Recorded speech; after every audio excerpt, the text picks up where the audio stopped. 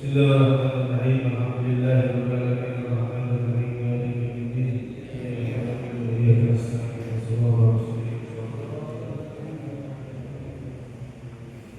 Assalamualaikum warahmatullahi wabarakatuh. Alhamdulillah. Alhamdulillah al-wahid al-ahad al-fard as-samad alladzi lam yalid wa lam yulad wa lam yakul lahu kufuwan ahad. Asyhadu an la ilaha illallah wahdahu la syarika lah wa asyhadu anna sayyidana Muhammadan abduhu wa rasuluh alladzi ismuhu fis samai ahmadu fil ardi Muhammad. Allahumma shalli wa sallim wa karrim wa majjid wa 'azzim ala sayyidina wa habibina wa syafi'ina wa maulana Muhammad wa ala alihi wa ashabihi wa atba'ihi wa ummatihi min yawmin hadha ila yawmil ma'ad. Allahumma subhanaka la ilma lana illa ma 'allamtana innaka antal 'alimul hakim. Rabbi shrah li sadri wa yassir li amri wahlul 'uqdatam min lisani yafqahu qawli. Amin ya rabbal alamin. Hadratil mukarramin yang sama-sama kita muliakan, kita cintai segenap dewan guru Majelis Ta'lim Al-Ba'its, guru kita yang mulia di antaranya Kiai Haji Ihsan Yusuf Hashim, Masyaallah bi kulli hayatih, Ustaz Indra Kasentra, Ustaz Bapak Ustaz Adi, orang tua kami jamaah Majelis Ta'lim, abang-abang kami, mudah-mudahan kita yang hadir di tempat yang mulia ini senantiasa diberikan kemuliaan dan juga keberkahan dari Allah Subhanahu wa taala. Alhamdulillah, segala puji syukur kita panjatkan kehadirat Allah Subhanahu wa taala. Salawat dan salam terlupa kita sampaikan kepada junjungan kita Sayyidul Wujud Habibina wa Syafi'ina wa Maulana Muhammad beserta keluarganya, sahabatnya, dan kita seluruh umat yang mudah-mudahan kita semua yang hadir senantiasa mendapatkan syafaatul uzma dari baginda Muhammad alaihi salatu wassalam. Amin ya rabbal alamin. Hadirin jemaah Majelis Ta'lim Al-Ba'its rahimana wa rahimakumullah. Marilah sama-sama kita lanjutkan kembali kajian pembacaan kitab hadis Arba'in An-Nawawiyah. Sekarang kita sampai hadis yang ke-6, membahas tentang al-bu'du an-nawatir syubhat, menjauhkan diri daripada tempat-tempat syubhat atau perkara-perkara syubhat. Bismillahirrahmanirrahim. Qala al-mu'allif rahimahullah wa nafa'ana bihi wa bi ulumihi fid darin. Amin radhiyallahu anhu ila qawlihi al-abi Abdullah. Diriwayatkan daripada Abi Abdullah yaitu Nu'man bin Bashir radhiyallahu taala anhuma, qala, berkata siapa Nu'man bin Bashir, sami'tu Rasulullah sallallahu alaihi wasallam, aku telah mendengar dari Rasul alaihi salatu wasallam, yaqulu, berkata siapa Rasul, innal halala bayyin, sesungguhnya perkara-perkara halal bayyinun, artinya zahir, nampak dan jelas.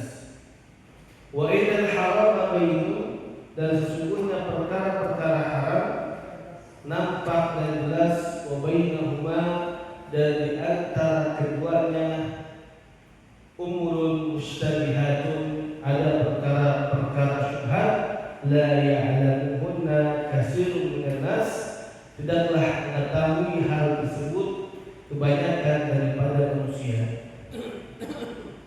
Faman ittaqa syubhati faqad istabra'a li-dinihi wa 'irdihi, maka barang siapa, kata Rasulullah, orang yang hari ini takut atau hati-hati akan perkara syubhat, faqad istabra'a, maka dia telah membebaskan dirinya, li-dinihi, untuk agamanya, wa 'irdihi, dan untuk harga dirinya. Ila akhir hadis, kata Nabi Muhammad alaihi salatu wasallam. Hadirin jemaah rahimana wa rahimakumullah, kita masuk hadis yang ke-6. Tadi menjelaskan tentang tempat-tempat ataupun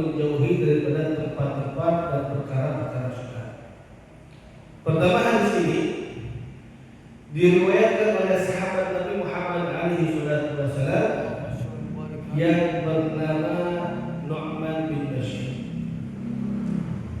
Dan Nu'man bin Bashir adalah sahabat atau salah satu sahabat yang banyak juga meriwayati hadis dari baginda Muhammad alaihi wasallam. Bahkan dikatakan oleh para ulama, hadis yang diriwayatkan oleh beliau yang diambil dari baginda Muhammad alaihi wasallam itu sampai 114 hadis. Dan Nu'man bin Bashir juga adalah sahabat yang mendapatkan doa khusus dari baginda Muhammad alaihi wasallam. Dikatakan ketika Nu'man bin Bashir masih belia, masih kecil, ibundanya Nu'man bin Bashir mendatangkan Nu'man bin Bashir kepada Rasul alaihi wasallam agar didoakan oleh Rasulullah sallallahu alaihi wasallam. Dan kemudian disitulah baginda Muhammad alaihi wasallam mendoakan Nu'man bin Bashir dengan doanya dan bentuk khitab kepada ibundanya. Beliau mengatakan, "Amal tardin an ya'isha hamidan wa yuqtalu syahidan wa yadkhulul jannah." Wahai fulana, yaitu umumnya Nu'man bin Bashir, tidakkah kau ridha katanya?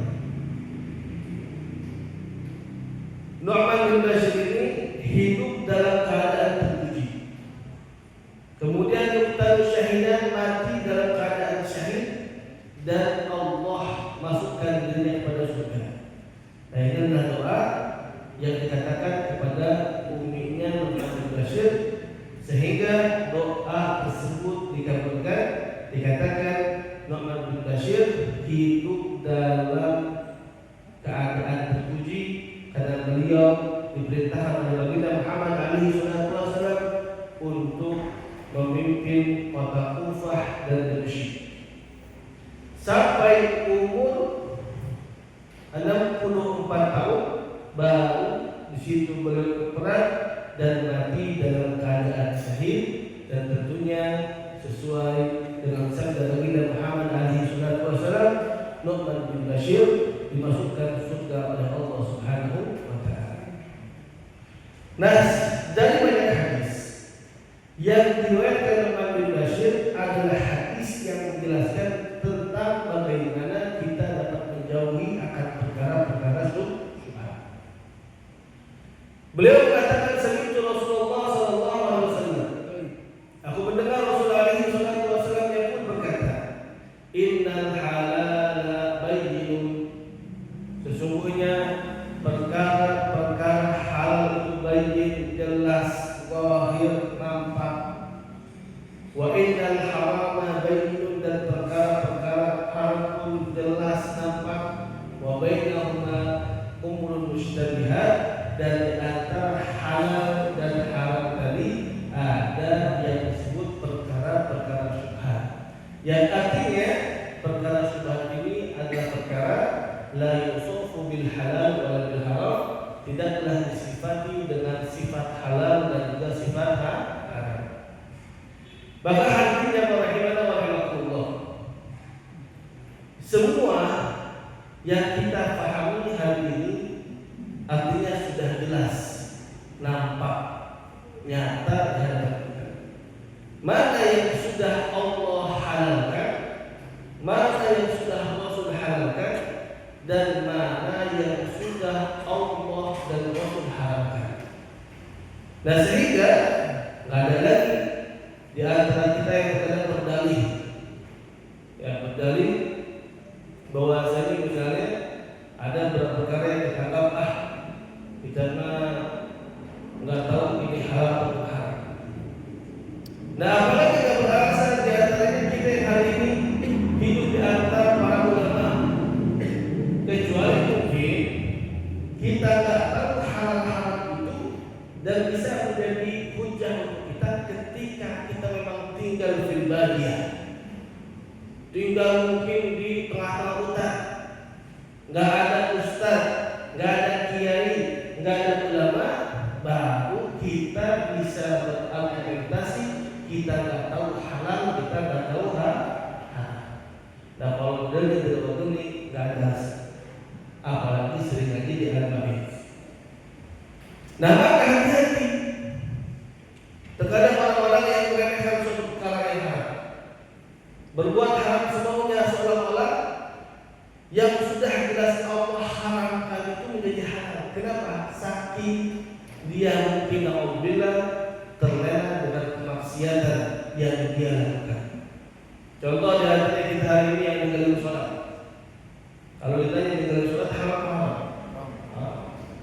Tapi berapa banyak orang-orang yang hari ini ninggalin sholat udah kayak ninggalin makan. Makanannya nggak bisa ditinggal kalau lagi sholat. Ninggalin sholat udah kayak ninggalin apa? Ninggalin sesuatu yang nggak berharga. Padahal sudah jelas bagaimana hukumnya meninggalkan sholat. Rasul alaihi salatu wasallam mengatakan awwalu ma yuhasabul abdu yaumil qiyamah as-shalah. Sesuatu hal amal soleh yang paling pertama kali dihisab oleh Allah adalah sholat. Nah kenapa hari ini kita mudah betul meninggalkan sholat? Padahal kita tahu mana halal, mana haram. Makanya hadirin jamaah rahimahullah, terkadang percuma kita ngaji kalau kita masih meninggalkan sholat.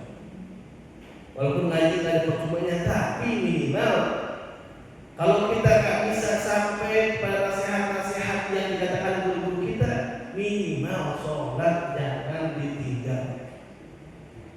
Orang kalau udah nyaman, enak, tinggal sholat, wah repot.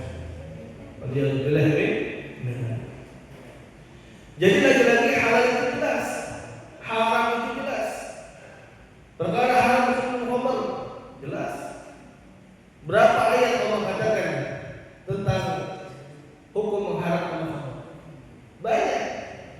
Bahkan dikatakan oleh para ulama saking susahnya khamr itu ditinggalkan oleh orang-orang kaum Quraisy di Arab, di Madinah, di kota Mekah sana.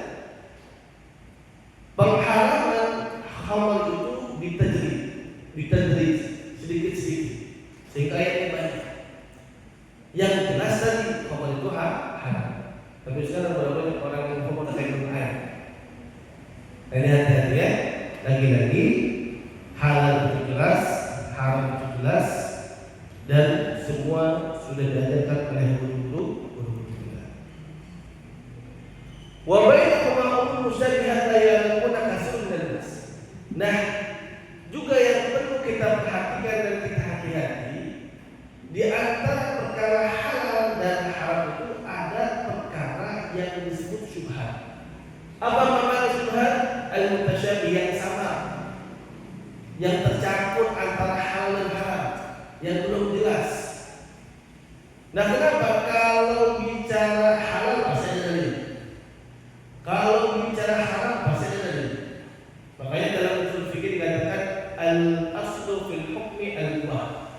Asal hukum mubah dulu, boleh dulu. Nanti kalau ada dalil mengharamkan jadi halal, atau ada dalil mengharamkan jadi haram. Nah, di antara halal dan haram ada syubhat. Nah, syubhat ini adalah perkara yang samar-samar, yang mana kita perlu hati-hati dulu. Jangan sampai yang syubhat jadi halal, yang halal jadi syubhat. Ya, hati-hati.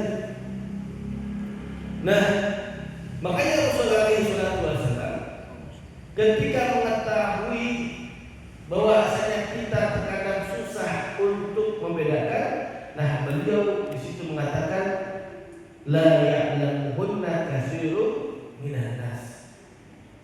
Tidaklah ada yang mengetahui hal tersebut kebanyakan dari manusia. Nah, yang tahu syubhat itu adalah al-ulama ar-rasikhuna fil ilm, yaitu ulama yang kokoh, yang berpegang teguh dalam masalah ini. Itu mereka yang tahu akan perkara syubhat. Apa contohnya syubhat misalnya? Misalnya syubhat kita apa? Kalau itu boleh jawab syubhat apa? Halal.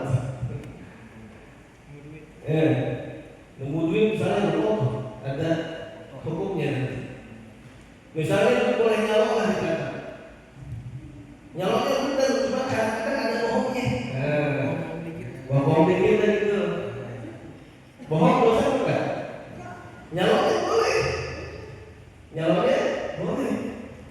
Kalau bahasa fikihnya itu simsa. Tapi caranya terkadang membuat kita terkecoh. Halal itu benar. Padahal ada kata-kata yang mungkin kita tidak jujur, yang mungkin ada bahasa-bahasa yang berlebihan.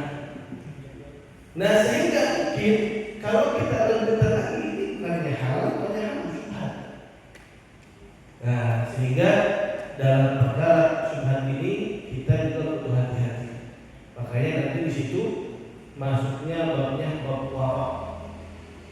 Kalau memang kita hati-hati dalam perkara halal dan haram dan juga syubhat, maka dia termasuk dan tergolong orang-orang yang warok dalam memilih sesuatu yang akan dia lakukan.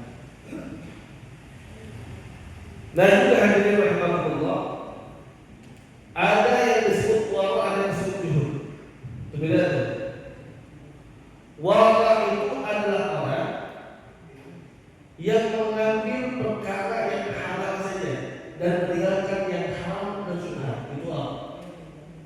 Banyak murni halal ya, walaupun susah. Maka dalam hadis dikatakan kalau orang tak masuk riba, minimal dia akan terkena dengki. Itu susah sih. Ya minimal syubhat gitu. Tapi kalau memang dia ulama al-muslimun, ulama yang hati-hati, ulama yang pegang teguh dengan ilmu syariat, pasti dia bisa membedakan. Makanya kalau kita dengar Buya Mufasir di Bandung tadi, saking waraknya beliau nggak mau makan kecuali dari hasil tanaman sendiri, nggak mau minum kecuali dari tanah sendiri, air keran bahkan nggak mau disuruh dulu, begitu. Nah bahkan kita mengatakan kalau bicara sesuatu yang paling halal, ada nggak yang halal sekarang? Murni halal, susah. Air halal, maksudnya ke gelas, kita nggak tahu di gelas halal apa.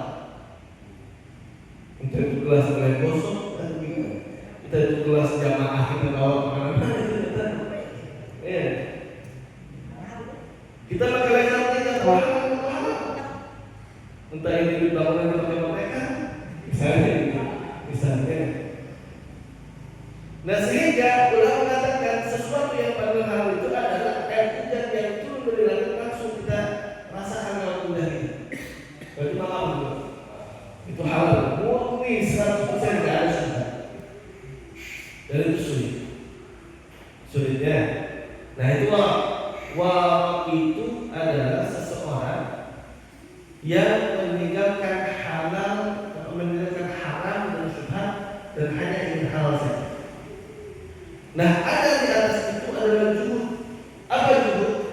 Juhud itu adalah seseorang yang mengambil perkara halal saja dan itu pun hanya qadrul darurah, hanya kebutuhan inti saja.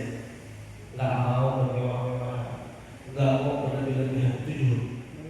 Berarti juhud kedudukannya di atas orang. Lagi-lagi kalau dalam bentuk kayak kita ya sudah dah, cuma dan kita makan gitu. Yang penting kita usaha benar cari uang aja kalau kita. Tapi kalau mau kita kayak orang-orang soleh, ar-rasuluna fil ilm, ulama-ulama yang soleh, ya bismillah kita coba sama-sama. Ya, dan kadang-kadang hadirin jamaah rahimah waktu ujian itu bukan sama jamaah, sama kiai gitu, sama ulamanya begitu. Kita ini kadang-kadang dikasih kiai, masya Allah buat kiai 5 juta, padahal kita tahu orang pakai badar judi, bingung atau yang punya empat tukang garap tanah misalnya, beriman nggak? Kita nggak boleh terjasus, betul, nggak boleh sebutan sama saya, betul. Terjasus nggak perlu kita dan nggak boleh haram, hanya perlu dari mana nih? Jangan-jangan itu boleh tahu masih belum. Misalnya tidak boleh. Nah tapi kalau orang yang mau hati-hati, ya mungkin diambil seperti itu kan ya. Makanya juga banyak di antara kita ulama-ulama yang sedikit mengakali ketika mendapat uang haram, contohnya uang riba. Ustaz, ini mas saya ngasih 10 juta cuma 5 ribu, ada riba. Ustaz mau riba kan? Ya kalau sih terima, kalau sih terima udah ambil udah. Bisa belakangan. Nah cuma biasanya ulama-ulama itu mengajukan udah pakai sesuatu yang tidak kamar mandi, jalangan, sholat. Nah sulit. Makanya ujiannya bukan hanya untuk para kaum saja, untuk ustaznya, untuk ulamanya. Ya, makanya hati-hati dalam masalah perkara syubhat. Mudah-mudahan kita bisa jauh dari perkara syubhat. Pemain takwa syubhati, pemain istiqra'a li dini wa ilmi. Nah, orang yang sudah takut, yang sudah menghindari perkara syubhat, Rasul alaihi wasallam mengatakan, maka orang sudah membebaskan dirinya, ya, kemudian dia sudah mendapatkan kebebasan li dini untuk agamanya. Artinya agamanya akan terbebas dari kekurangan, agamanya akan terbebas dari kehinaan. Kemudian wa ilmihi dan juga harga dirinya. Nah dari hadis ini juga diajarkan untuk kita menghindari mawadhi'us syubhat, tempat syubhat, atau mawadhi'ut tuham, tempat-tempat yang bakal dituhmah, tempat-tempat yang bakal jadi kita buat image jelek. Tempat syubhat banyak, misalnya ada pusat di bioskop. Pusat di bioskop boleh halal. Ustaz di bioskop halal. Selagi tontonannya baik halal. Tapi karena itu tempat biasanya dari orang fasik, berarti itu mawadhi'ut tuham, mawadhi'us syubhat, tempat tuhmat, tempat syubhat. Nah sehingga baiknya kita jangan masuk situ. Ada ustaz pinggir jalan ngopi merokok dengan kita, bisa kita anggap kita ambil pendapat kita halal. Boleh nggak kalau pinggir jalan? Boleh. Nah tapi biasanya nongkrong itu ada tukang ngabur, atau tukang parkir di situ. Lah ustaz di situ tapatan di nongkrong, minta amal di nongkrong ini nggak ada kita. Nah berarti mawadhi'us syubhat, mawadhi'ut tuham yang perlu dihindari sehingga tidak menjadi fitnah untuk kita. Nah ini hati-hati juga. Ya, makanya dalam syariat kita diajarkan muru'ah. Apa muru'ah? Harga diri, kewibawaan. Nah, jangan sampai kita khudu dari muru'ah, menghilangkan kewibawaan. Ya ustaz mah biasanya ada di masjid, di pesantren, di mushola, pengajian, di surau dan sebagainya. Kok ini ada di pinggir jalan? Itu ini porsi kita untuk kita di situ. Nah tapi kalau porsi kita ketika melihat itu juga jangan sudut. Wah mentang-mentang dia itu langsung jas. Gue macam apaan tuh untuk pinggir jalan? Kayak macam apaan tuh pakai celana pendek main bola? Juga jangan. Ya jangan begitu. Kenapa? Kita diberitakan untuk husnuzon sama manusia, apalagi soal. Makanya guru saya sering menyampaikan dalam beberapa ceramahnya, salah satu doa yang sering menjadi saya sampaikan seperti ini. Beliau sering mengatakan apa? Allahumma ustur uyuba mu'allimi wa la tutib anna barakati. Ya Allah, tutuplah kekurangan guruku dan janganlah kau hilangkan keberkahan mereka dari. Jadi hal-hal itu tutup aja deh. Selagi itu belum jatuh ke haram. Kalau haram perlu kita tegur. Kenapa kita tegur? Itu kan kiai dia harus wajib lebih parah daripada pemabuk. Kenapa? Karena kiai itu kita jadi diikuti banyak orang. Takutnya orang yang salah paham ikutin dia kan. Kiai yang salah ya salahin, kiai yang betul-betul. Tapi kalau masih perkara-perkara yang sama-sama dia sudah tutupi. Ya, jadi lagi-lagi hadis ini selain mengajarkan kita untuk mengetahui yang haram, yang halal, yang syubhat. Di antaranya juga kita harus menghindari tempat-tempat syubhat. Kita harus menghindari perkara-perkara syubhat sehingga kita bisa mengamalkan apa yang diperintahkan oleh Nabi Muhammad SAW. Mudah-mudahan kita yang hari ini hadir senantiasa diberikan rezeki yang halal, dijauhkan rezeki yang haram. Mudah-mudahan Allah kuatkan hati kita, menguatkan diri kita untuk menghindari perkara-perkara yang syubhat. Dan hal ini yang disebut Fatihah. Bismillahirrahmanirrahim.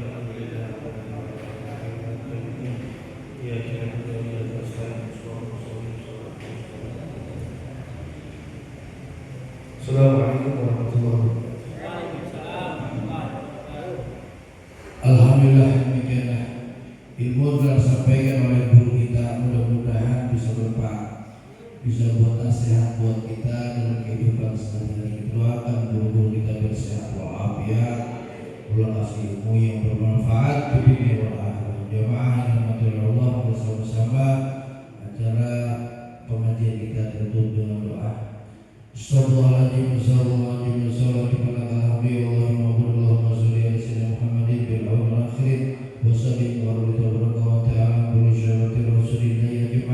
Bismillahirrahmanirrahim. Alhamdulillahirabbil alamin. Hamdan yuwafi ni'amahu wa yukafi'u mazidah. Ya Rabbana lakal hamdu laka syukru kami qawlini jalalu dikal karim wa'ajib sultani. Allahumma salli ala sayyidina Muhammad wa ala ali sayyidina Muhammad.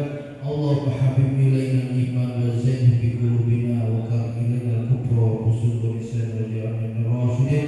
Allahumma nas'aluka fahman nabiyyin wa hifdzal mursalin wa amal malaikatil muqarrabin. Allahumma aghnina bil ilmi wa zayyidna bil hilmi wa qina bit taqwa wa jannibna bil afiyah. Rabbana atina fid dunya hasanah wa fil akhirati hasanah wa qina adzabannar. Wa sallallahu ala sayyidina Muhammadin wa ala alihi wa sahbihi ajma'in. Subhana rabbika rabbil izzati amma yasifun wa salamun alal mursalin walhamdulillahi rabbil alamin. Allah biha ya Allah biha ya Allah bihusnil khatimah ya Allah biha ya Allah biha ya